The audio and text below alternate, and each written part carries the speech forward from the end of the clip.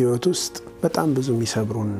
ምንሰበርባቸው ጊዜዎች አሉ ልባችን በጣም የሚሰበርበት ግን አልጀባር ጠጋኝ ነው አልጀባርን በሰፊው አይተናል አላህ በምን እንደሚጠግን አታውቅም ግን ወደሱ መዋደቅ አለበት اللهم إني أشكو إليك ضعف قوتي وقلة حيلتي وهواني على الناس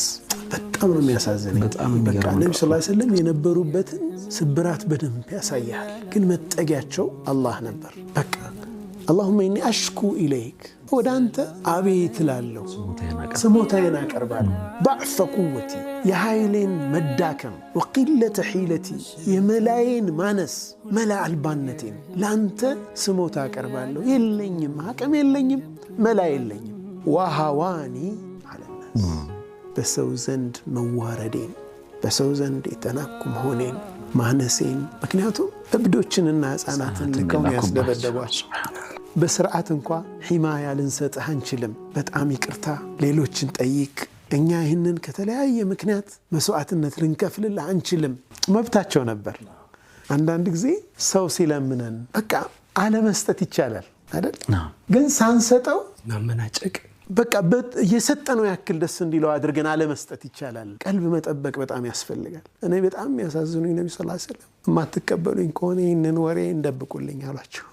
በቃ አትንገሩብኝ ለቁረይሾች አታደርሱ ከዛ አልፈው ከማድረስ አልፈው ይሄ ማድረስማ ተው እንደው ሚስጥር አድርጎ መጠበቅ ምናምን ተው ሱፋሃዎቻቸውን ሞኞች ቄሎቻቸውን እብዶቻቸውን ልጆቻቸውን ህፃናትን ልከው ነብዩ ሰለላሁ ዐለይሂ ወሰለም እና በዛ መሰበር ውስጥ ወደ አላህ የነበራቸው መጠጋት ከዛ ኢላምን ተኪሉኒ ያሉት አረኒማ ወዳንተ ነው ወደኔ ነው ማስጠጋህ እኮ ነው ኢላምን ተኪሉኒ ለማን ነው የምትወኝ ማን ነው የምትወኝ ጌታዬ ለዓዱ እኔ ተጀሃሙኒ ጥቃት ለሚፈጽምብኝ ጠላት አሳልፈህ ትሰጠኛለህ ጌታዬ አው ኢላ ዓብድ መለክተው አምሪ በቃ በሱ ቁጥጥር ስር ለመሆንበት ባሪያህ ነው የምትወኝ እኮ ነው ከዛ ምን አሉት አላህን ኢለም የኩን ቢከ ገضቡን አለየ ፈላ ኡባሊ በጣም ከኔን ማ ጠልተኸኝ ካልሆነ ግድ የለኝም ምንም ቢደርስ